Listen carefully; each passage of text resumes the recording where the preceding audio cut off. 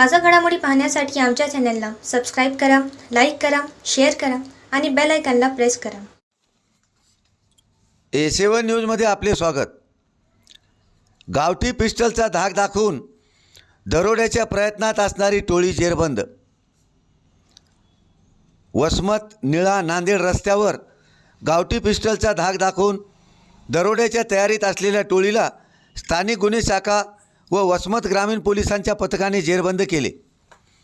याबाबत पोलिसांनी दिलेली माहिती, वसमत ते आसेगाव रस्त्यावर 5 जण मोटरसायकल आडवी लावून गावठी कट्ट्याचा धाक दाखवून लुटण्याचा प्रयत्न करीत असल्याची माहिती पोलिसांना मिळाली असता त्यावरून स्थानिक गुन्हे शाखा व वसमत ग्रामीण पोलिसांच्या पथकाने आसेगावजवळील कॉर्नरच्या पुढे जाऊन छापा मारला असता तेथे अक्षय पिराजी पवार राहणार कारखाना वसमत, अरुण संजय पवार राहणार महात्मा फुले नगर MIDC परभणी हल्ली मुक्काम कारखाना वसमत हे जागीच मिळून आले व इतरमध्ये सूरज नितीन जाधव राहणार कारखाना वसमत आणि इतर दोघांनी अंधाराचा फायदा घेऊन पलायन केले. ताब्यात घेतलेल्या आरोपींनी अंगझडती घेतली असता एक गावठी पिस्टल व एक जिवंत कारतूस तसेच लोखंडी रॉड, मिरची पूड, दोरी व मागील 4 दिवसापूर्वी नांदेड येथून होंडा शाईन कंपनीची चोरून आणलेली मोटरसायकल असा एकूण 1,02,000 रुपयाचा मुद्देमाल जप्त करण्यात आला.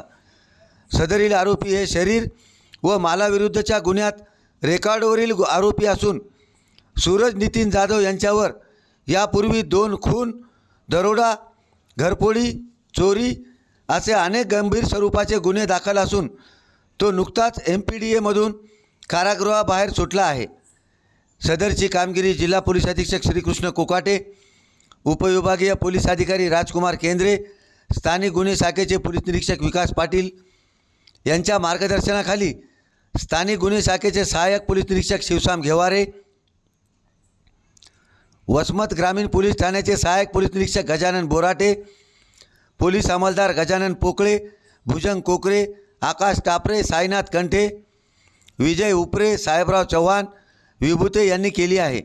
या प्रकरणात वसमत पोलीस ग्रामीण पोलीस सहपोलीस निरीक्षक शिवसाम घेवारे यांच्या फिर्यादीवरून गुन्हाही दाखल करण्यात आला आहे.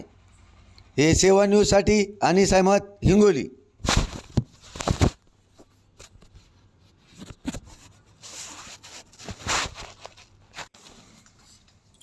A7 न्यूजमध्ये आपले स्वागत.